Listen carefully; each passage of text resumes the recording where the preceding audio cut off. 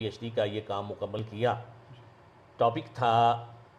الشعر العربی فی شبہ قارۃ پاکستان والہند، الاتجاہات الاسلوبیہ والموضوعیہ، یعنی عربی شاعری جو بر صغیر میں ہوئی ہے، آخری 4 صدیاں بھی ٹائٹل میں شامل تھا، اس کے موضوعاتی اور اسلوبی رجحانات۔ اس سلسلے میں میں نے کوئی 120 شعراء کے قریب ان کے حالات جمع کیے، اور جب اس میدان میں پڑھا تو عام تاثر یہ تھا کہ کوئی 10-15 ہی مجھے لوگ ملیں گے جنہوں نے عربی میں طبع آزمائی کی ہو۔ لیکن جب معلومات جمع کرنی شروع کی، اس سلسلے میں نزہۃ الخواطر بہت بڑا مصدر ہے، یہ 8 جلدوں میں ہے،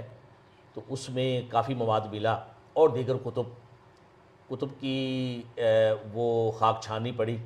تو الحمدللہ 120 کے قریب یا اس سے بھی زیادہ کم و بیش مجھے شعراء کے، ان کو شعراء اس معنی میں کہ عربی شاعری کی ہے۔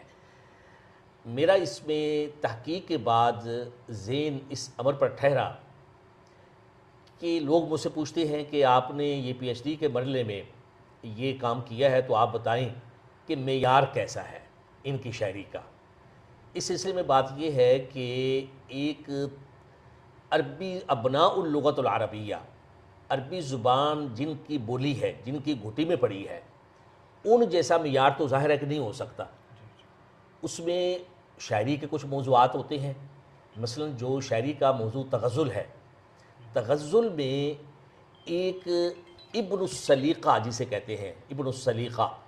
ہر زبان کا جو ابن ہوتا ہے، فرزند ہوتا ہے، جس کی وہ زبان طبع ذات زبان ہوتی ہے،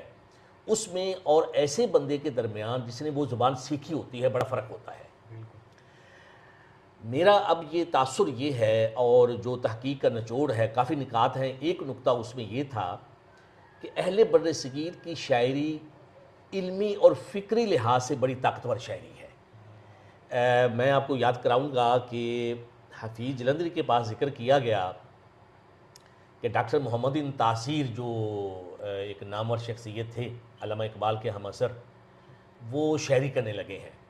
تو حفیظ صاحب نے، مرحوم نے، ایک بڑا بلیغ جملہ ارشاد کیا کہ وہ اپنے علم کے زور سے شاعری کرتا ہے، شاعر نہیں ہے لیکن اپنے علم کے زور پہ۔ جس نے کوئی زبان گہرائی میں جا کے پڑھی ہوتی ہے،